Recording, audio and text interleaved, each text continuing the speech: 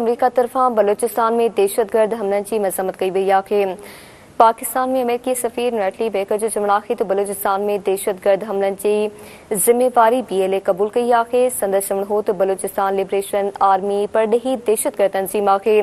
पाकिस्तानी अवाम के तशद्दुद ऐं खौफ का पाक आज़ाद जिंदगी गुजारन जो हक़ आहे। संदस चमड़ो तो अमरीका पाकिस्तान में अमन ऐं इस्तेकाम यकीनी बणाइण जी कोशिशन में एक मज़बूत भाईवार आहे।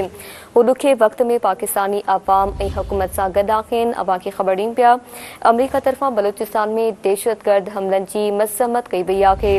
पाकिस्तान में अमेरिकी सफ़ीर नटली बेकर जो चमड़ा आहे त बलूचिस्तान में दहशतगर्द हमलन की जिम्मेवारी BLA कबूल कई आहे। संदस चमड़ो त बलूचिस्तान लिबरेशन आर्मी परडही दहशतगर्द तंजीम आहे।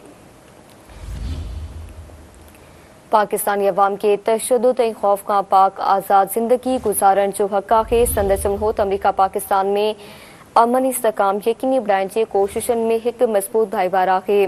वो ॾुखे वक़्त में पाकिस्तानी अवाम ऐं हुकूमत सां गॾु आहिनि।